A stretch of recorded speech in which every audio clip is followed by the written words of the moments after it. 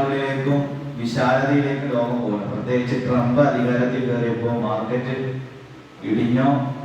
ഇടിയാൻ പോകുന്നു, ട്രേഡ് വാർ വരുന്നു എന്നൊക്കെ പറയുന്നുണ്ട്. ഇതൊക്കെയാണ് ഇതിൽ വിഷയങ്ങൾ വരിക. ഇതിലൊരു ചെറിയൊരു മാനെന്ന് പറഞ്ഞാൽ ഇതിൽ പൈസ ഉണ്ടാക്കുന്ന രീതിയാണ് കാര്യമായിട്ട് പറയേണ്ടത്. അപ്പൊ ഉദാഹരണത്തിന് ഞാൻ നോക്കുന്ന സമയത്ത് കഴിഞ്ഞ 2 ആഴ്ചക്ക് മുമ്പ് ഇടയ്ക്കൊന്ന് കയറി വെക്കും VI വോഡോഫോൺ ഇന്ത്യ, അതിൽ ഒരു ഷെയറിന് 7 റുപ്യോ 7.5 7.5 റുപ്യ. എത്ര റുപ്യ? ഒരാഴ്ചന്റെ മുമ്പത്തെ കേട്ടോ, അതിന്റെ കൂടുതൽ എന്തായാലും പോയിട്ടില്ല. അന്ന് 7.5 റുപ്യക്ക് ആ ഷെയർ 1 ലക്ഷം ഷെയർ വാങ്ങിയ ആൾ ഇന്ന് ആ ഷെയർ വിൽക്കുകയാണെങ്കിൽ അയാളുടെ ലാഭം 2 ലക്ഷം രൂപ. കാരണം എന്താ, ഷെയറിന്റെ വില 9 റുപ്യന്റെ അടുത്തെത്തിയിരുന്നു. ഇതാണ് ഷെയർ മാർക്കറ്റിൽ നടക്കുന്നത്. അതിന്റെ കൂടുതൽ റിസ്ക് ഉള്ള ഭാഗം, അത് റിസ്ക് ഇല്ലാത്തൊരു ഭാഗം മ്യൂച്വൽ ഫണ്ട് ഉണ്ട്, അതിന് പലതുണ്ട്. അതെന്തോ ആയിക്കോട്ടെ, അതിൽ പറയുമെന്ന് വിചാരിക്കുന്നു ഇൻഷാ അല്ലാഹ്. അതിൽ പ്രധാനപ്പെട്ട ആളാണ് സിനാൻ. തങ്ങളെന്ന് മുമ്പേ വിവരം കിട്ടി. അതിൽ അക്കാഡമിക് വർഷം കൃത്യമായി പഠിച്ച ഒരാള് സിനാൻ പോക്കാട്ടുണ്ട് ഇൻഷാ അല്ലാഹ്. ഇതിൽ പ്രധാനമായി നമ്മൾ ശ്രദ്ധിക്കേണ്ടത് ഫിഖ് സെമിനാർ കേട്ടിരുന്നു, കോഫി ഫെസ്റ്റ് കേട്ടിരുന്നു. അതിൽ സാമ്പത്തികമായ മാമലാത്തിന്റെ ഇടപാട് നടക്കുമ്പോൾ ആ ഇടപാടിൽ ശ്രദ്ധിക്കേണ്ട പ്രധാനപ്പെട്ട 3 കാര്യങ്ങളാണ് ആ സെമിനാറിൽ നമ്മൾ ഫിഖ് കൗൺസിൽ ചർച്ച ചെയ്തത്. അത് നിങ്ങളിപ്പോൾ പഠിച്ചുകൊണ്ടിരിക്കുന്ന 3 കാര്യം. ഒന്ന് ഖിമാർ, ചൂതാട്ടം. ഖിമാർ 5ാം ക്ലാസ്സിൽ ഇപ്പൊ മഹലിയിൽ പഠിച്ചുകൊണ്ടിരിക്കണം. ഖിമാർ മുസാബക്കയിൽ വരുന്ന സാധനമാണ്. മുസാബക്ക എന്ന മത്സരം എന്നുള്ളത് യുദ്ധത്തിന് വേണ്ടി ഉപയോഗിക്കുന്ന, യുദ്ധത്തിനേക്ക് പ്രേരിപ്പിക്കുന്ന മത്സരങ്ങളാവും. അതിനുശേഷം ഷഹാദാത്തിന്റെ ഭാഗത്തുമ്പോ അവിടെ പഠിച്ചിട്ടുണ്ട്. ഭവത്യോ എത്തിയിട്ടില്ല. ഷഹാദാത്തിന്റെ ഭാഗത്തുമ്പോ മനുഷ്യന്റെ മുറുവത്ത്, മുറുവത്ത് അദാലത്തുള്ള സാധനങ്ങൾ കേട്ടിട്ടുണ്ടാവും, ഉണ്ടാവില്ലേ? അദാലത്തില്ലെങ്കിൽ സ്വന്തം പെങ്ങളെ കല്യാണത്തിന് നമുക്ക് എന്ത് ചെയ്യാൻ പറ്റൂല, സാക്ഷിക്കാൻ പറ്റൂല. മുറുവത്ത് പോയാലും അദാലത്ത് പോകും. മുറുവത്തിനെ കുറിച്ച് പറയുന്ന ഭാഗം ഇങ്ങനെ യുദ്ധത്തിന് നയതന്ത്രങ്ങൾ അല്ലാത്ത മറ്റു പ്രേരണകൾ നൽകാത്ത ഒരുപാട് മറ്റു കളികൾ ഉണ്ടാവും. ചെസ് കളി, അതിൽ തന്നെ ഒരു ഭാഗത്തുനിന്ന് മാത്രം പൈസ വെച്ച് കളിക്കുകയാണെങ്കിൽ അനുവദനീയം എന്ന് പറഞ്ഞു വരുന്നുണ്ട്. അപ്പൊ അത് മുറുവത്തിനെ ബാധിക്കും. ചെസ് കളിച്ചാൽ മുറുവത്ത് പോവുകയില്ല എന്നുള്ള ചർച്ച ഉണ്ടാവും. അപ്പൊ 1 ഖിമാർ ചൂതാട്ടം, 2 റിബ പലിശ. അതിനെക്കുറിച്ച് കൂടുതൽ സംസാരിക്കാം. പലിശ എന്നുള്ളത് റിബവിയായമാര് ഫിഖ്ഹിൽ പറഞ്ഞിട്ടുണ്ട്, പ്രത്യേകമായിട്ട് കൃത്യമായി പറഞ്ഞിട്ടുണ്ട്. അതിൽ നഖ്ദൈനിൽ ആര് പെടുമോ, നമ്മുടെ ഇന്ത്യൻ കറൻസി പെടുമോ എന്നുള്ളതാണ് ചോദ്യം. ബഹുമാനപ്പെട്ട സമസ്തയുടെ അഭിപ്രായ പ്രകാരം നമ്മൾ മാനിക്കേണ്ട അഭിപ്രായം പെടും എന്നുള്ളതാണ്. സംസ്ഥാന കേരള ജമിയത്തുൽ ഉലമ പെടില്ല എന്ന് പറഞ്ഞിട്ടുണ്ട്. പിന്നെ 3ാമത് ഖിമാറും റിബയും കഴിഞ്ഞാൽ പിന്നെ ഏതാ? സെമിനാർ കേട്ടത് പറഞ്ഞു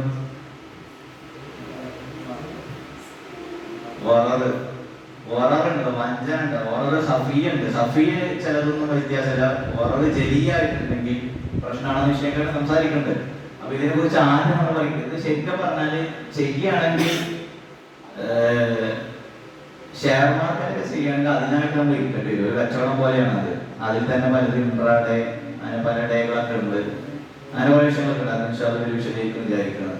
അപ്പോ അതിന്റെ ഫിഖ്ഹി മാനങ്ങൾ കൂടെ നമ്മൾ പഠിക്കുകയാണെങ്കിൽ നമ്മളെ സംബന്ധിച്ചിടത്തോളം ഈ വരാനിരിക്കുന്ന കാലഘട്ടത്തിൽ പ്രധാനമായും നമ്മൾ നേരിടാൻ പോകുന്ന ഒരു വെല്ലുവിളി സാമ്പത്തിക ഭദ്രത എന്നുള്ളതായിരിക്കും.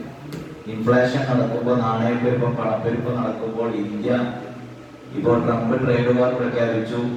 അതിൽ 25% ടാക്സ് വരുന്നു. അടുത്തത് ഇന്ത്യയെ ട്രംപ് എന്തുകൊണ്ട് അറ്റാക്ക് ചെയ്യുന്നില്ല, ഇന്ത്യ എന്തുകൊണ്ട് ട്രംപ് ഇപ്പോൾ കൂട്ടിപ്പിടിക്കുന്നു വെച്ചാൽ, ചൈനയുമായിട്ട് വല്ല എതിർപ്പോ യുദ്ധമോ വരികയാണെങ്കിൽ അതിർത്തി പങ്കിടാൻ ആര് വേണം? ഇന്ത്യ വേണം. ലോകത്ത് അതിനുള്ള ചർച്ചകൾ നടക്കുന്നുണ്ട്. അത് നിങ്ങൾ ശ്രദ്ധിച്ചാൽ മനസ്സിലാവും. ട്രേഡ് വാറിന്റെ ഭാഗത്തായിട്ട്. അപ്പൊ അങ്ങനെ കുറെ വിപ്ലവം വരുന്നുണ്ട്. അതിനപ്പുറം AI വരുന്നുണ്ട്. AI-നെ കുറിച്ചുള്ള ക്ലാസ് കേട്ടിട്ടുണ്ടാവുമായിരിക്കും. AI മനുഷ്യന്റെ, അതിനാൽ 3 ഘട്ടം പ്രധാനമായും പറയുന്നുണ്ട്. 3ാം ഘട്ടം മനുഷ്യൻ തന്നെ വേണ്ടെന്നുള്ള അവസരം എത്തും. അപ്പൊ നമ്മൾ ഇതിനെ കുറിച്ച് കൃത്യമായി അറിയണം ഇൻഷാ അല്ലാഹ്. അപ്പൊ ഏതായാലും ഞാൻ കൂടുതലും നീട്ടിപ്പറയുന്നില്ല. ഇതിന്റെ സാധ്യതകളും സാധ്യതകളും ശ്രദ്ധിക്കേണ്ട കാര്യങ്ങളാണ് നമ്മൾ ആദ്യം അറിയേണ്ടത്. അപ്പൊ ഇൻഷാ അല്ലാഹ് ഇതിന്റെ ഒരു പ്രാഥമികമായ വിവരങ്ങൾ നിങ്ങളോട് സിനാൻ നമ്മൾ സംസാരിക്കും ഇൻഷാ അല്ലാഹ്. അതിനുശേഷം നമുക്ക് അതിനെക്കുറിച്ച് അതിന്റെ കൂടുതലായ വിവരങ്ങളിലേക്ക് പോകാം. അത് സിനാൻ മുക്കാണ്ട് സംസാരിക്കും ഇൻഷാ അല്ലാഹ്.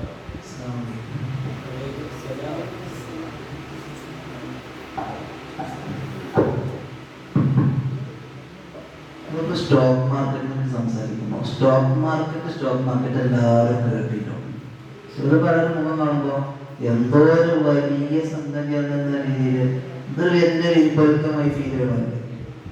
സംഗതി സിമ്പിളാണ്. അഥവാ ഓഹരി വിപണി. ഒരാള് ഒരു ഷെയർ, അത് ഞാനൊരു കമ്പനി തുടങ്ങുകയാണെങ്കിൽ എനിക്ക് ഒരു സംഗതി തുടങ്ങണമെങ്കിൽ അത് ഇൻവെസ്റ്റ്മെന്റിന് പണം അത്യാവശ്യമാണ്.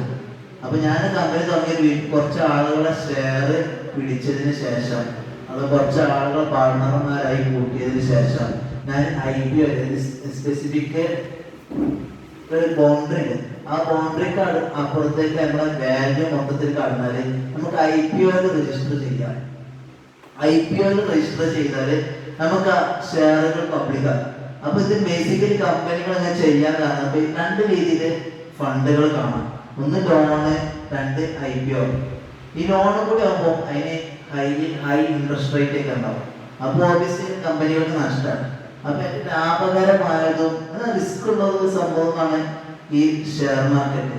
കാരണം ഷെയർ മാർക്കറ്റിലാവുമ്പോൾ പബ്ലിക് ആക്കിയാല് നമ്മൾ ഷെയറുകൾ 1,00,000 ഷെയർ കൊടുക്കുന്നു, അത് ഇത്ര രൂപക്ക്. അത് ആളുകൾ കൂടുതൽ വാങ്ങുമ്പോൾ ആ ഷെയറിന്റെ വാല്യൂ കൂടുന്നു. അത് ഷെയർ മാർക്കറ്റ് ഈ കാലഘട്ടത്തിൽ കൂടുതൽ ശ്രദ്ധിക്കണം. ഷെയർ മാർക്കറ്റിൽ ഒരാൾ ഇൻവെസ്റ്റ് ചെയ്യുന്നുണ്ടെങ്കിൽ, സ്റ്റോക്ക് മാർക്കറ്റിൽ ഇൻവെസ്റ്റ് ചെയ്യുന്നുണ്ടെങ്കിൽ അവർ കൂടുതലും പൊളിറ്റിക്കലായിട്ട് എല്ലാ വിഷയത്തിലും പൊതുവെ അലേർട്ടായിരിക്കും. കാരണം എന്താ വെച്ചാൽ ഓരോ വിഷയത്തിലും അത് ഈ മാർക്കറ്റിനെ അത്രയും ഫ്രാജൈലാണ്. കാരണം പെട്ടെന്ന് ഇടിയാം, പെട്ടെന്ന് പോകുന്നതാവും.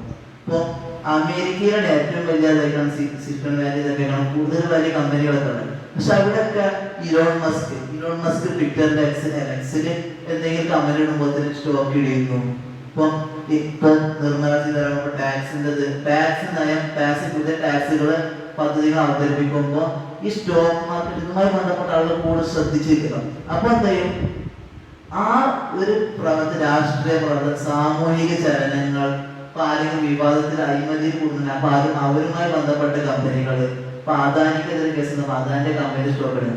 അപ്പൊ ആളുകള് പൊതുവെ അങ്ങനെ കാണുമ്പോ പെട്ടെന്ന് റെസ്പോണ്ട് ചെയ്യും. അപ്പൊ ഒരാൾ ദുഃഖം കാണുമ്പോ, എന്തോ വലിയ ആള് ദുഃഖം കാണുമ്പോ, ഫെയിമുള്ള ഒരാൾ ദുഃഖം കാണുമ്പോ എന്തോ ഒരു പ്രശ്നം ഉണ്ടാകുന്നത് എല്ലാവരും കൂടെയാണ് ദുഃഖുമ്പോ അതിന് വാല്യൂ ഉണ്ട്. അങ്ങനെ സ്റ്റോക്ക് മാർക്കറ്റിൽ പൊതുവെ വാല്യൂ ഉണ്ട്. ഇപ്പൊ എല്ലാവരും കൂടി വാങ്ങുമ്പോൾ ഡിമാൻഡ് കൂടുമ്പോൾ ഒബിയസ്ലി അതിന്റെ പ്രൈസ് വാല്യൂ ഇൻക്രീസ് ചെയ്യും. സ്റ്റോക്ക് മാർക്കറ്റിൽ പല രീതിയിൽ നമുക്ക് ഇൻവെസ്റ്റ് ചെയ്യാം. ഇപ്പൊ ഇന്ത്യയിലുള്ളത് 2 സ്റ്റോക്ക് എക്സ്ചേഞ്ചുകളുണ്ട്, BSE, NSE. അത് national stock exchange, Bombay stock exchange. Bombay stock exchange 1800 വന്നതാണ് തോന്നുന്നു. അപ്പൊ എനിവേ ഇത് രണ്ടും മുംബൈയിലാണ് ലൊക്കേറ്റ് ചെയ്യുന്നത്. അപ്പൊ ഇത് രണ്ടും ഇതിനൊക്കെ ഒരു റെഗുലേഷൻ ഉണ്ട്, സ്റ്റേറ്റിന്റെ കീഴിൽ റെഗുലേഷൻ ഉണ്ട്. സെബിയാണ് ഇത് റെഗുലേറ്റ് ചെയ്യുന്നത്. അപ്പൊ നമ്മുടെ ഇതില് കൂടുതൽ നമ്മള് സ്റ്റോക്ക് മാർക്കറ്റ് എങ്ങനെ കേൾക്കണ്ടെന്ന് വെച്ചാല് നമ്മളൊക്കെ വിദ്യാർത്ഥികളാണ്. അപ്പൊ പൊതുവെ ഒരു സേവിംഗ് നിലക്ക് എങ്ങനെ ഒരു പൈസ കണ്ടെത്താന്നുള്ള ഒരു അതിയായ ഒരു ആഗ്രഹത്തിന്റെ പുറത്ത് അത് നമുക്ക് നമ്മളെ സ്വന്തം നിലക്ക് നിൽക്കാനും വേണ്ടിയാണ് നമ്മൾ ഇങ്ങനത്തെ ഓരോ കാര്യങ്ങൾ. അപ്പൊ യൂട്യൂബ് മറ്റൊക്കെ തരുമ്പോ ഇപ്പൊ പൊതുവെ യൂട്യൂബേഴ്സ് മറ്റാരും പറയല് ഒന്ന് യൂട്യൂബ് ചാനൽ ഉണ്ടാകും, അല്ലെങ്കിൽ സ്റ്റോക്കിൽ ഇൻവെസ്റ്റ് ചെയ്യാം, അങ്ങനെ മറ്റേ അഫിലിയേറ്റ് മാർക്കറ്റിങ്, ഇങ്ങനെ 3-4 കാര്യങ്ങളാണ് പൊതുവെ പറയാം. പക്ഷെ ഇത്രയും ആളുകള് ഇതിന് ഡിമാൻഡ് ആയിക്കാണ്ട് എങ്ങനെയും പൈസ കിട്ടണമെന്ന രീതിയിൽ മുന്നോട്ട് വരുമ്പോ ഓബിയസ്ലി അതിന്റെ ഏറ്റവും കൂടുതൽ തട്ടിപ്പുകൾ ഇതിലാണ് നടക്കുന്നത്. നമ്മൾ തട്ടിപ്പുകളെ കാര്യം പറഞ്ഞാൽ നമ്മൾ ശ്രദ്ധിക്കണം. നമ്മൾ എപ്പോഴും നല്ല ഇൻവെസ്റ്റ്മെന്റ് ആണ് നമുക്ക് ഇൻവെസ്റ്റ് ചെയ്യുമ്പോൾ പക്ഷെ പോൺജി സ്കീമുകൾ, മറ്റു തട്ടിപ്പ് സ്കീമുകളായിട്ട് അത് രൂപാന്തരപ്പെട്ടു വരും. നമ്മൾ പ്രത്യക്ഷത്തിൽ കാണുന്നതല്ല. അപ്പൊ സ്റ്റോക്ക് എക്സ്ചേഞ്ച് നമ്മൾ കറക്റ്റ് ഇൻവെസ്റ്റ്മെന്റ് കറക്റ്റുമായി നമ്മളിപ്പോ ഇന്റർനാഷണൽ കമ്പനികളിൽ ഇൻവെസ്റ്റ് ചെയ്യണമെന്ന് പ്ലാൻ ഇന്ത്യൻ നിയമപ്രകാരം ഫോറിൻ ഇന്ത്യയിൽ ലീഗലായിട്ടില്ല. കാരണം ഇപ്പൊ ഗുജറാത്തിൽ പുതിയ സ്റ്റോക്ക് എക്സ്ചേഞ്ച് വരുന്നുണ്ട്, അത് 50-ലാണോ 30-ലാണോ ഓരോ കാര്യങ്ങളിൽ വരും. അപ്പൊ അതിലൂടെ മാത്രമേ ഇന്റർനാഷണൽ ഫോറിൻ സ്റ്റോക്കിൽ ഇൻവെസ്റ്റ് ചെയ്യാനുള്ള സാധ്യതയുള്ളൂ. അപ്പൊ ഇത് വരെയുള്ള സംഗതികളിൽ ഇവിടെ നമ്മൾ സ്റ്റോക്കിൽ ഇൻവെസ്റ്റ് ചെയ്യുന്ന പുറത്തുള്ള കമ്പനികൾ, നമ്മൾ ബ്രോക്കർമാര്, ഇപ്പൊ പല ആപ്പുകളുണ്ട്, ഇതൊക്കെ ബ്രോക്കർമാരാണ്. ഈ ബ്രോക്കർമാരെ യൂസ് ചെയ്യുമ്പോൾ പുറത്ത് ഇൻവെസ്റ്റ് ചെയ്യുമ്പോഴാണ് പ്രശ്നം. നമ്മൾ ഫുള്ള് നമ്മുടെ റിസ്കിലാണ്. കാരണം നമ്മൾ റിസ്ക് ഇൻവെസ്റ്റ് ചെയ്യുമ്പോൾ ശ്രദ്ധിക്കേണ്ട കാര്യം, നമ്മളിങ്ങനെ റിസ്ക് എടുത്ത് ഇൻവെസ്റ്റ് ചെയ്താൽ എന്തെങ്കിലും പ്രശ്നത്തിന് ഒന്നേ ബ്രോക്കർ പറ്റിച്ചു പോവാം. പൊതുവെ സ്കാമുകൾ ഈ മേഖലയിൽ വരും. ഫോറിൻ ഇൻവെസ്റ്റ്മെന്റ് എന്ന രീതിയിൽ വരിക, ഫോറിൻ കമ്പനികൾ ഇൻവെസ്റ്റ്മെന്റ് രീതിയിലാണ്. ചില കമ്പനികൾ ഇൻവെസ്റ്റ്മെന്റ് അങ്ങനെ എടുക്കുന്നുണ്ടാവും പബ്ലിക് ആയിക്കൊണ്ട്, പക്ഷെ ആ കമ്പനികളുടെ പേര് ഇൻവെസ്റ്റ്മെന്റ് നടക്കും. അപ്പൊ ആളുകൾ ചാടി കയറികൾ നേരെ ഇൻവെസ്റ്റ് ചെയ്യും. അപ്പൊ ഇതിനൊക്കെ ഓരോ ടാക്സ് മറ്റു കാര്യങ്ങളൊക്കെ മറ്റു വിഷയങ്ങൾ ഇത് വരുന്നത്. അപ്പൊ നമ്മൾ ഇല്ലീഗൽ ആയിക്കാണ്ടുള്ള വിഷയങ്ങൾ നമ്മൾ ഇൻവെസ്റ്റ് ചെയ്താല് ഇൻകസ് നമ്മൾ പറ്റിക്കപ്പെട്ടാല് നമുക്ക് കേസുമായിട്ട് മുന്നോട്ട് പോകാൻ പറ്റില്ല. കാരണം നിയമപരമായിട്ടുള്ള പരിരക്ഷ നമുക്ക് ഒരിക്കലും ലഭിക്കുകയില്ല. അപ്പൊ നമ്മൾ ഓരോ ഇതിലും നമ്മൾ ഇൻവെസ്റ്റ് ചെയ്യുമ്പോൾ നമ്മൾ ശ്രദ്ധിക്കണം. ഇപ്പൊ മ്യൂച്വൽ ഫണ്ട് ആണ് ഇപ്പോൾ കൂടുതൽ പ്രചാരമുള്ളതും കുറച്ചുകൂടി സേഫ് ആയിക്കാണ്ടുള്ള രീതിയിലുള്ള ഇൻവെസ്റ്റ്മെന്റ്. അതിന് ഇസ്ലാമിക മാനങ്ങൾ വൈകാതെ പോലൊക്കെ പറയും. അപ്പൊ മ്യൂച്വൽ ഫണ്ട് പറഞ്ഞാല് ബേസിക്കലി നമ്മൾ സ്റ്റോക്കിൽ ഇൻവെസ്റ്റ് ചെയ്യുമ്പോൾ നമ്മൾ കൃത്യമായി അതിനെ പറ്റി പഠിക്കണം. മ്യൂച്വൽ ഫണ്ടിൽ എന്താണെന്ന് വെച്ചാല് ഇപ്പൊ നിങ്ങൾ എല്ലാവരും ഇവർ രണ്ടുപേരും മ്യൂച്വൽ ഫണ്ടിൽ ഇൻവെസ്റ്റ് ചെയ്യുന്നു. മ്യൂച്വൽ ഫണ്ട് നടത്തുന്ന അതോറിറ്റി ഞാനാണ്. അപ്പൊ ഞാനിത് നല്ല പഠിച്ച ഇതിനെ പറ്റി നല്ല അവഗാഹമുള്ള ഞാൻ പൊതു പബ്ലിക്കിൽ നിന്ന് അല്ലാതെ മ്യൂച്വൽ ഫണ്ടിൽ ഞാൻ ഫണ്ട് കളക്ട് ചെയ്യുന്നു. എന്നിട്ട് ഞാൻ ഈ ഫണ്ട് എടുത്താണ്ട് പല പല കമ്പനികളിലായിട്ട് ഒരേ സമയം ഇൻവെസ്റ്റ് ചെയ്യുമ്പോൾ ചില കമ്പനികൾ നഷ്ടത്തിൽ പോയാലും മറ്റു ചില കമ്പനി ലാഭത്തിൽ പോകുന്നു.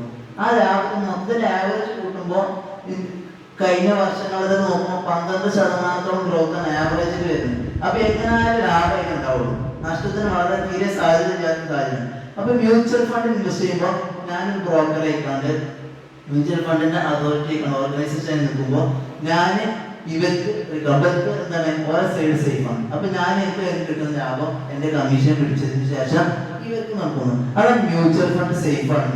പിന്നെ SIP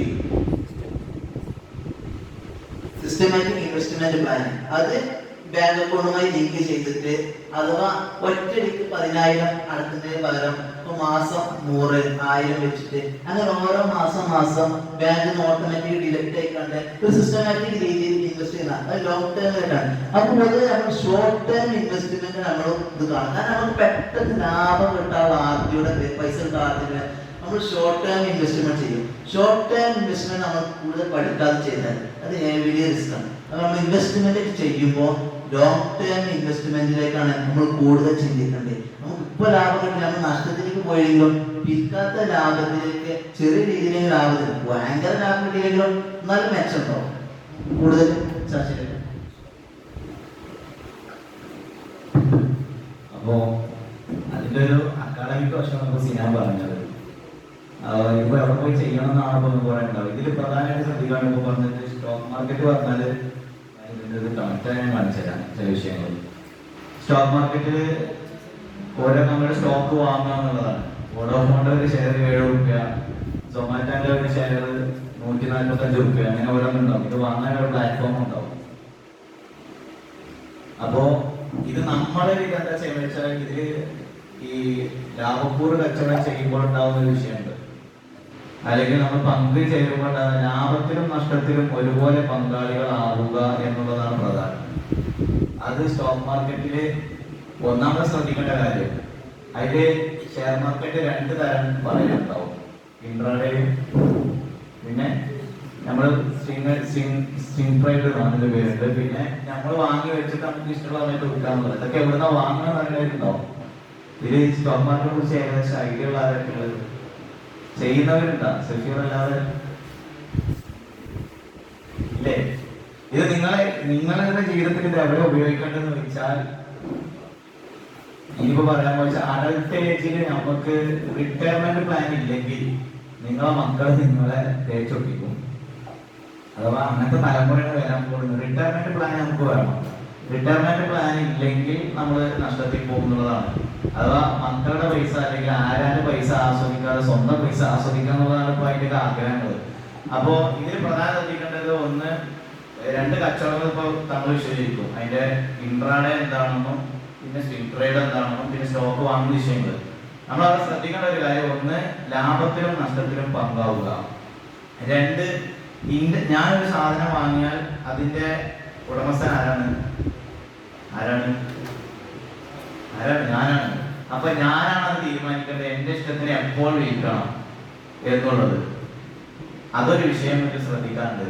പിന്നെ മൂന്നാമത്തെ ശ്രദ്ധിക്കാനുള്ളത് ഈ പൈസ എവിടേക്ക് പോകുന്നു, ആരിൽ നിന്നും നമ്മൾ വാങ്ങുന്നു. അതിന് ഫത്വയുമായി കൃത്യമായിട്ട് ഓതിയിട്ടുണ്ടാവും. എവിടെ, ഏത് ബാബില്, സക്കാത്തിന്റെ ബാബിലായിട്ട് ഓതിയിട്ടുണ്ടാവും. ഒരാളുടെ കയ്യില് ഹലാലായ പൈസയും ഹറാമായ പൈസയും ഉണ്ടെങ്കിൽ അതിന്റെ വിധി എന്താ? അയാളുമായിട്ട് ഇടപാട് നടത്തുന്നതിന്റെ വിധി എന്ന് പറയുന്നത് ഹറാമാണ്. എന്നാല് പ്രബല അഭിപ്രായത്തിൽ ഇബ്നു പറയുന്നതാണ് കറാഹത്താണെന്നും ശുഭത്തെ എത്രത്തോളം കൂടുന്നുവോ അതിനനുസരിച്ച് കറാഹത്തിന്റെ സ്ട്രെങ്ത്തും അല്ലെങ്കിൽ അതിന്റെ സിദ്ധത്തും കൂടുന്നുള്ള വിഷയമുണ്ട് അവിടെ. ഇതിലിപ്പോ സംഗതി കഴിച്ചാൽ ഞാൻ നേരത്തെ പറഞ്ഞല്ലോ, തസൗഫിന്റെ ആധ്യാത്മിക ഭാഷയിൽ ആ ഭാഷ്യത്തിൽ നമ്മൾ പോവുകയാണെങ്കിൽ തൊയ്യബായത് കിട്ടുന്നത് വളരെ കുറവാണ്. ഉണ്ടോ എന്ന് തന്നെ സംശയിക്കണം. ഹലാൽ ഉണ്ടാവും, പക്ഷെ തൊയ്യബ് ഉണ്ടോ എന്ന വിഷയത്തിൽ ഭയങ്കര നമ്മള് കൂടുതൽ നോക്കിയാൽ നമുക്ക് കിട്ടാൻ സാധ്യത വളരെ കുറവാണ്. പിന്നെ ബാക്കി അതിന് പ്രധാനപ്പെട്ടത് നൂലാമലകളുണ്ട്. അതിന് ഒഴിവാക്കുന്ന കുറച്ച് വഴികളുണ്ട്. അതാ പറയുന്ന പോലെ എന്ന് പറഞ്ഞല്ലോ. വളരെ ചില സക്കാത്തുനിന്നൊക്കെ രക്ഷപ്പെടുന്ന കുറെ വഴികൾ പറയുന്നത് ഈ സക്കാത്തുനിന്ന് രക്ഷപ്പെടാൻ കുറച്ച് വഴികൾ കീഴത്തൊക്കെ പറയുന്നത് പറയുന്നത് വളരെ പ്രയാസമുള്ളൊരു ഫിക്റാണ് അത്. പക്ഷെ മഷറി വിചാരണ ഉണ്ടാവില്ല എന്നുള്ള വിഷയത്തിലേക്ക് നമുക്ക് പോവാം. അപ്പൊ ഷെയർ മാർക്കറ്റ് മൊത്തത്തിൽ ഷെയർ മാർക്കറ്റ് മ്യൂച്വൽ ഫണ്ട് കാര്യങ്ങൾ പറയാൻ പറ്റുള്ളൂ. അതിന്റെ അപ്പുറത്തേക്കുള്ളത് വിശാലമായി കൊണ്ടിരിക്കുന്ന ഒരു സംഗതി. അപ്പൊ ഷെയർ മാർക്കറ്റില് ഷെയർ വാങ്ങേണ്ട പ്ലാറ്റ്ഫോം, അതേപോലെ അത് കച്ചവടം ചെയ്യുമ്പോൾ ഉണ്ടാകുന്ന വിഷയം ആദ്യം പറഞ്ഞു സംസാരിക്കുന്നില്ലേ. السلام عليكم ورحمة الله وبركاته. الحمد لله رب العالمين والصلاة والسلام على أشرف المرسلين وعلى آله وصحبه أجمعين. ഇപ്പോൾ സ്റ്റോക്ക് മാർക്കറ്റിനെ കുറിച്ചുള്ള ആദ്യ പ്രാഥമികമായിട്ട് അറിയേണ്ട വിഷയങ്ങളൊക്കെ പോക്കാട്ട് സംസാരിച്ചതിൽ നിന്ന് അധികം ആളുകൾക്ക് മനസ്സിലായിട്ടുണ്ടാവും. ശരി, അതുപോലെ തന്നെ IPO രജിസ്റ്റർ ചെയ്യുക, കമ്പനിക്ക് അവസാനം ഷെയറിൻ്റെ ഒരു വാല്യൂ, IPO ഇൻവെസ്റ്റ്മെന്റ് ബാങ്ക് തീരുമാനിക്കുന്നത്, അങ്ങനെ പബ്ലിക്കിന് എന്താ അതിൽ ഷെയർ വാങ്ങാനുള്ള അവസരം ആ ഒരു കമ്പനി നൽകുകയാണ്. അങ്ങനെ കമ്പനിക്ക് അതെന്താണ് ഒരു അവർക്ക് ക്യാപിറ്റൽ റേസ് ചെയ്യാനുള്ള ഒരു മാർഗമായിട്ട് അവർ കാണുന്നത്. അപ്പോൾ ഇതിൽ നമുക്ക് തോന്നുന്നത് ഇനിയിപ്പോൾ ആവശ്യങ്ങൾ ഇനി കൂടുതൽ വിശദീകരിച്ച് മോശമാക്കേണ്ട ആവശ്യമില്ല. ഇനി വ്യത്യസ്തമായിട്ട് നമ്മൾ സ്റ്റോക്ക് മാർക്കറ്റിൽ ട്രേഡ് ചെയ്യുന്ന രീതി എന്ന് വെച്ചാൽ, ഞാൻ ട്രേഡർ എന്ന നിലയ്ക്ക് എനിക്ക് സ്റ്റോക്ക് മാർക്കറ്റിൽ പല രീതിയിൽ ട്രേഡ് ചെയ്യാനുള്ള പല രീതികളുണ്ട്. അതിൽ പുസ്തകം സ്വിംഗ് ട്രേഡിംഗ് ഉണ്ട്, അതുപോലെ തന്നെ ഇൻട്രാഡേ ഉണ്ട്, അതുപോലെ തന്നെ ആർബിട്രാജ് ഉണ്ട്, പിന്നെ BTC ഉണ്ട്. എന്നുവെച്ചാൽ ഇന്ന് വാങ്ങിയിട്ട് നാളെ വിൽക്കുക, അല്ലെങ്കിൽ ഒരു ദിവസത്തിൽ മാത്രം വാങ്ങിയിട്ട് വിൽക്കുക, അല്ലെങ്കിൽ ഓരോ നിമിഷം വിശദീകരിക്കുക. അവിടെയാണ് നമ്മൾ പറഞ്ഞ കാര്യം ശ്രദ്ധിക്കേണ്ടത്. ഇന്ന് വാങ്ങിയിട്ട് നാളെ തന്നെ വിൽക്കണം എന്നുള്ള ശത്രുക്കാരെ ട്രൈഡുണ്ട്. അത് നമ്മളെ കൊണ്ട് പറ്റൂല. പിന്നെ ഇൻട്രാഡേ പറഞ്ഞാൽ രാവിലെ വാങ്ങിയാൽ വൈകുന്നേരം വിട്ടു പോകും. അത് നമ്മളെ കുറിച്ചിട്ടാൻ കഴിയില്ല. അത്തരം ട്രേഡുകൾ ചെയ്യുന്ന നമ്മളെ കൊണ്ട് ശരിയായിട്ട് വരാൻ സാധ്യമല്ല. തീർന്നോ? ഇന്ന് വാങ്ങാൻ അത് നിബന്ധന വെച്ചിട്ടുണ്ടാവും. കച്ചവടത്തിൽ നിബന്ധന വെച്ചാൽ പ്രശ്നമാണ്. തീർന്നോ? അതിന് രക്ഷപ്പെടാനുള്ള വഴികൾ വാങ്ങണ്ട. പിന്നെ എന്താ ചോദിക്കുന്നതിനനുസരിച്ച് പറയാം. ഇൻട്രാഡേ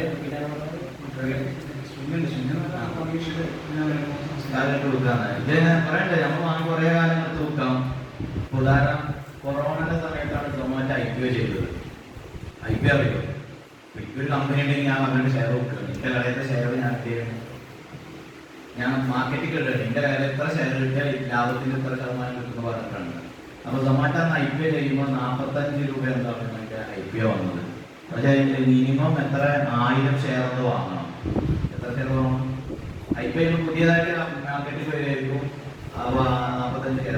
അന്ന് 45 രൂപ ആ ഷെയർ വാങ്ങി. ഇന്ന് അതിന്റെ ഷെയറിന്റെ വില 179 രൂപയാണ്. കൊറോണ കഴിഞ്ഞിട്ട് 4 വർഷമായിട്ടുള്ളൂ. തിരിഞ്ഞോ? അപ്പൊ അവിടെയാണ് ശ്രദ്ധിക്കേണ്ടത്. ഇന്ന് വാങ്ങിയ നാളെ തന്നെ വിൽക്കണം, അല്ലെങ്കിൽ ഇന്ന് വൈകുന്നേരം നമ്മൾ വിൽക്കണം. അത് നമുക്ക് ശരിയാവില്ല. കാരണം ഷർട്ട് വെക്കാൻ പറ്റില്ലല്ലോ. ഇപ്പോൾ പറഞ്ഞ ഇൻട്രാഡേ, അതുപോലെ തന്നെ ഞാൻ ഇൻട്രാഡേനെ കുറിച്ച് പറഞ്ഞൊരു വിഷയം ഞാൻ കണ്ടിട്ടില്ല. ഇൻട്രാഡേ അത്ര ഒരു വിഷയമാവില്ല എന്ന് ഞാൻ മനസ്സിലാക്കി. പിന്നെ രാവിലെ അത് ശരിയാണ്.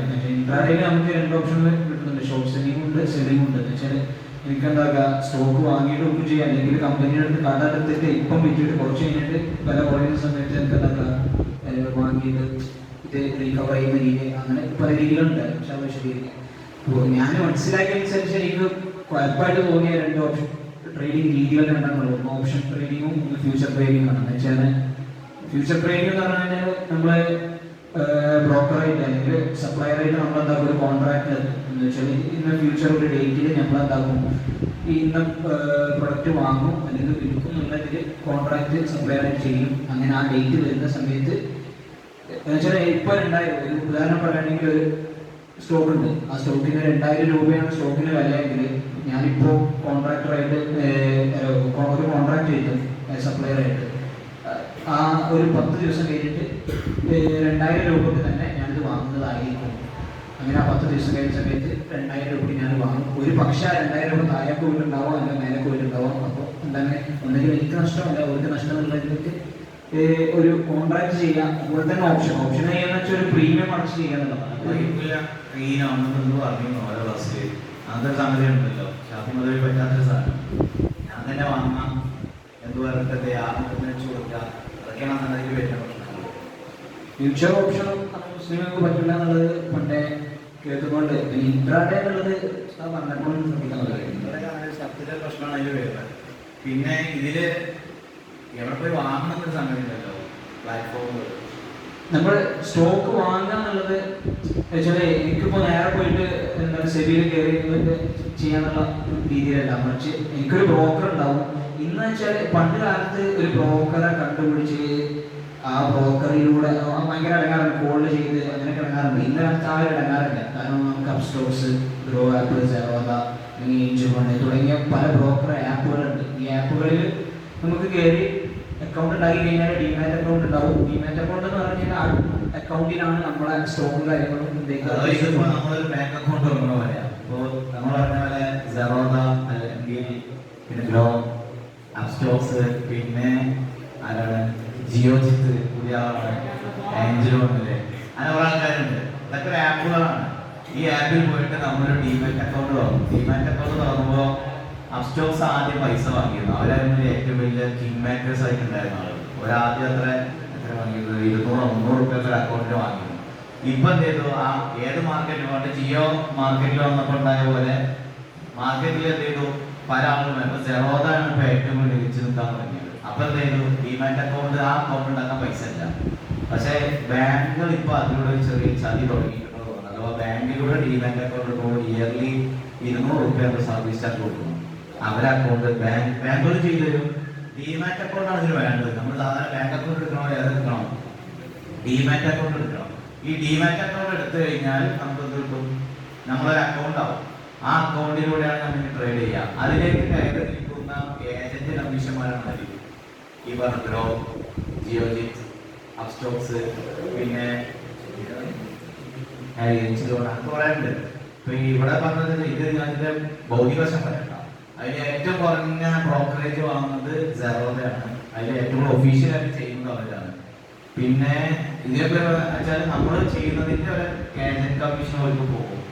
പിന്നെ നമ്മൾ മ്യൂച്വൽ ഫണ്ടൊക്കെ തുടങ്ങി കഴിഞ്ഞാൽ മ്യൂച്വൽ ഫണ്ട് നമ്മൾ സഞ്ചയിക്കൽ പൈസ അടയ്ക്കണ പോലെയാണ്. അതങ്ങനെയാണ്. ഇപ്പോൾ ബാങ്കിൽ പൈസ ഇട്ടാൽ ബാങ്കിന് ഇൻട്രസ്റ്റ് ആയിട്ട് വരിക. അതേസമയം ഇവിടെ എന്താ വരുന്നത്, അവർക്ക് ലാഭം ഉണ്ടായാൽ നമുക്ക് വരും. ഇപ്പൊ ഫണ്ടുകളൊക്കെ ഡൗൺ ആണ്. നിഫ്റ്റി ആവട്ടെ, പിന്നെ സെൻസെക്സ് ആവട്ടെ, ഏതാവട്ടെ ഒക്കെ ഡൗൺ ആണ്. ഇപ്പോൾ ഭയങ്കര നഷ്ടത്തിലാണ്. ഞാൻ അത് കാണിച്ചു തരാൻ വേണ്ടി കാണിച്ചു തരാം. ഭയങ്കര നഷ്ടത്തിലാണ്. അത് പിന്നീട് മാറും. നഷ്ടം വരുമ്പോൾ നഷ്ടത്തിൽ പങ്കാളിയാവും, അവിടെ ലാഭമാണ്. പിന്നെ ഇതിൽ ഏറ്റവും വലിയ ആപ്പ് സെറോദയാണ്. സെറോദയ്ക്ക് ഒരു കോയിനൊക്കെ ആപ്പ് മ്യൂച്വൽ ഫണ്ടിൽ മാത്രമായിട്ട്. അപ്പൊ അതിനെ കുറിച്ചൊക്കെ ഉണ്ടാവും. ഇതൊക്കെ നമ്മൾ പറഞ്ഞതുപോലെ നമ്മൾ ഓരോ ഓപ്ഷൻ, ഒരുപാട് ഓപ്ഷൻസ് ആണ്. ചെറിയ ഓപ്ഷൻ അല്ല. നമുക്ക് പറ്റുന്നത് വെച്ചാൽ ഇങ്ങനെ സ്റ്റോക്ക് വാങ്ങി വെക്കുക, നമുക്ക് ഇഷ്ടമുള്ളത് വെക്കുക, അത് എപ്പോ വേണമെങ്കിലും വെക്കുക. അതാണ് ഒരുപക്ഷെ ലാഭമാകുള്ളൂ. പക്ഷെ എന്താണ് ക്ഷമമാണ്.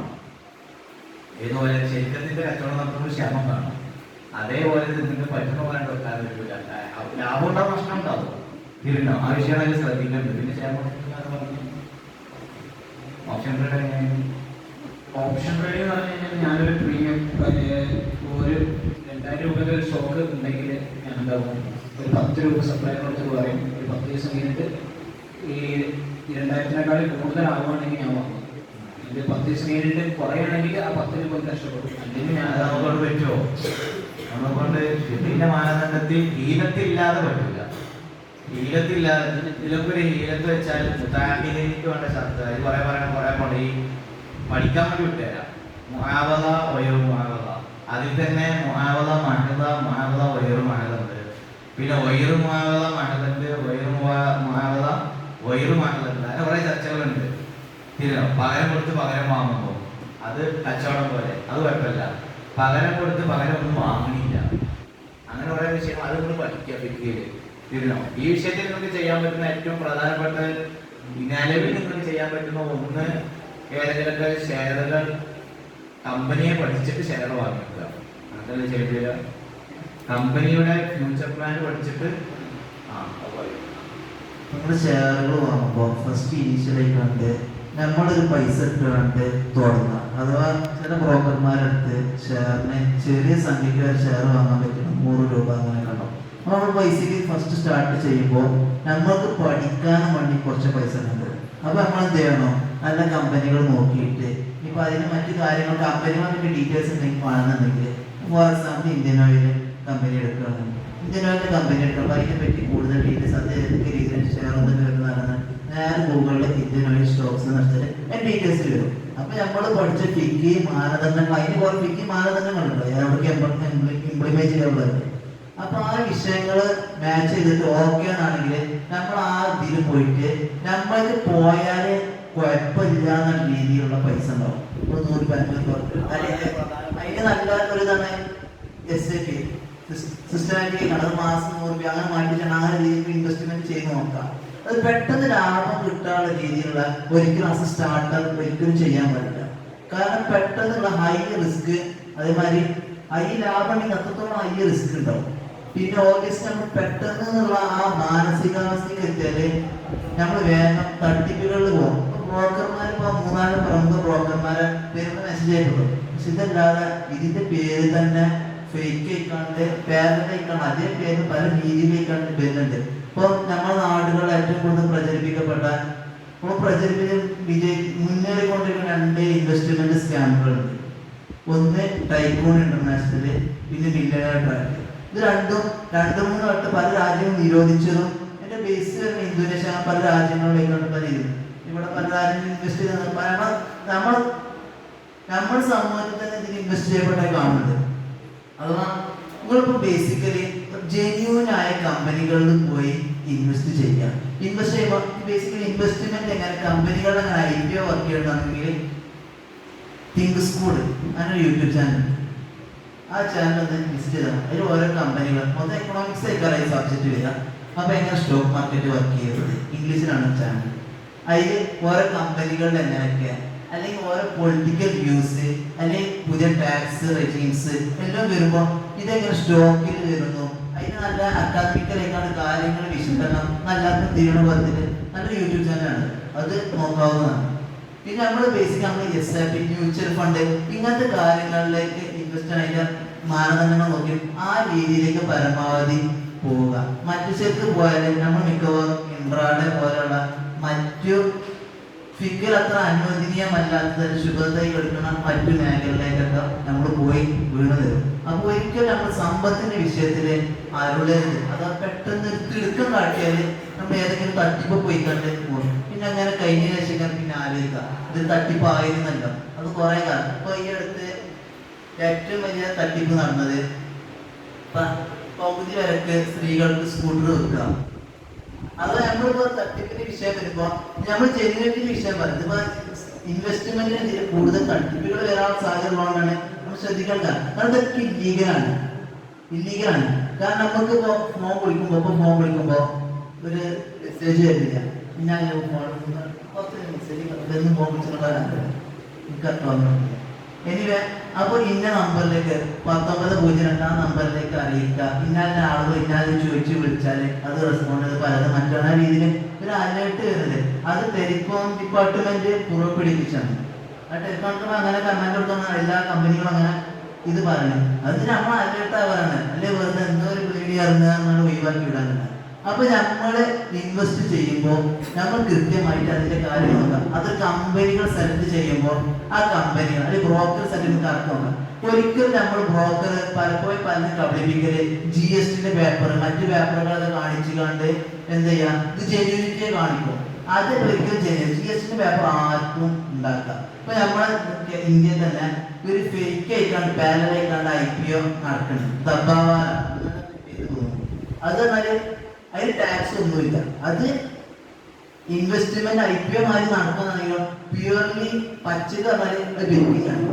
അഥവാ ഇന്ത്യൻ ഓയിലിന്റെ ഡബ്ബാവാലിൽ ഇൻവെസ്റ്റ് ചെയ്താൽ അതിന്റെ കൂടിയാല് ഇത്ര രൂപ വെച്ചു, കൂടിയാല് പൈസ കിട്ടും, കുറഞ്ഞാൽ പൈസ പോയി. അത് ബെറ്റിങ്ങേക്കാണ് അപ്പുറത്ത് വേണ്ടിയിട്ട് ആ രീതിയിലാണ് അത് പറഞ്ഞത്. ഞാൻ കുറെ ഇത് നിയമപരമായിട്ട് ലൂപ്പോൾ യൂസ് ചെയ്താൽ പല തട്ടിലുണ്ട്. അപ്പൊ നമ്മൾ ഇൻവെസ്റ്റ് ചെയ്യുമ്പോൾ മ്യൂച്വൽ ഫണ്ട് അതിനെ സേഫ് ആയിക്കൊണ്ടുള്ള ഇത് കാര്യമായിട്ട് മറ്റു അറിയുന്നവരോടൊക്കെ ചോദിച്ചിട്ട് ജെന്യൂനിറ്റി ഉള്ള കമ്പനികളിൽ നേരിട്ട് പോയി ഇൻവെസ്റ്റ് ചെയ്യുക. നേരിട്ട് ഇൻവെസ്റ്റ് ചെയ്യാനാണ് സെറോഡ് അങ്ങനെ കേളി കേട്ട ആപ്പുകളൊക്കെ ഉണ്ട്, ബ്രോക്കർമാരാണ്. ഇവരൊക്കെ പരമാവധി യൂസ് ചെയ്യുക.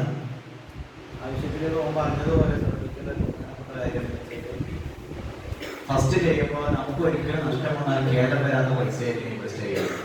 നഷ്ടം വന്നാൽ നമുക്ക് കേരളം വരാൻ പാടില്ല. അങ്ങനെയാണെങ്കിൽ ഭയങ്കര പ്രശ്നമാണ്. ഇപ്പോൾ നമ്മുടെ ശിബിരമാ വന്നിരുന്നു ഇവിടെ മോനക്കത് ലക്ഷങ്ങൾ നഷ്ടപ്പെട്ടു പിന്നെ റിക്കവർ ചെയ്യുന്ന ആളാണ്. അപ്പൊ അങ്ങനത്തെ ഒരു ടെൻഷനൊന്നും വരാതിരിക്കണമെങ്കിൽ വേണം, നഷ്ടം വന്നാൽ നമ്മളെ നമുക്കെടുത്താൽ കൂടുതൽ സമയത്ത് വിനിയോഗിക്കാനുണ്ടാവില്ല. അപ്പൊ അത് ശ്രദ്ധിക്കേണ്ട വിഷയം വെച്ചാല് നേരത്തെ പറഞ്ഞതുപോലെ ഈ നേരത്തെ പറഞ്ഞ 3 കാര്യങ്ങൾ ചൂടാട്ടം, റിബയെ കുറിച്ച് പറഞ്ഞിട്ടില്ല. റിബയെ കുറിച്ചിട്ട് പറയണമെങ്കിൽ നെത്തതിൽ ആരെ കൊടുക്കണം, കറൻസിയെ കൊടുക്കണം അല്ലേ? അവിടെ തന്നെ ഒരുപാട് ചർച്ച വന്നു. നിങ്ങൾ ഫിഗർ സെമിനാർ ശരിക്കും കേട്ടിട്ടുണ്ടെങ്കിൽ മനസ്സിലായിട്ടുണ്ടാവും. എന്താ നിങ്ങളെ അഭിപ്രായം എന്താ? നെത്തത്തിൽ കറൻസി കൊടുക്കോ? നിങ്ങളെ അഭിപ്രായം എന്താ? ഞാനിപ്പോ അതിന് നമ്മുടെ സംസ്ഥാന ഗവൺമെന്റ് ഞാൻ നോക്കിയിട്ട് നമ്മുടെ പുസ്തകത്തിന്റെ പുസ്തകം വായിച്ചപ്പോൾ പുസ്തകം പറഞ്ഞ ഗോൾഡ് സ്റ്റാൻഡേർഡ് രീതിയിലുള്ള കറൻസി സിസ്റ്റം ആയതുകൊണ്ടാണ് പലിശ വരുന്നത്. കറൻസി നെറ്റതിൽ കൊണ്ടുപോകും.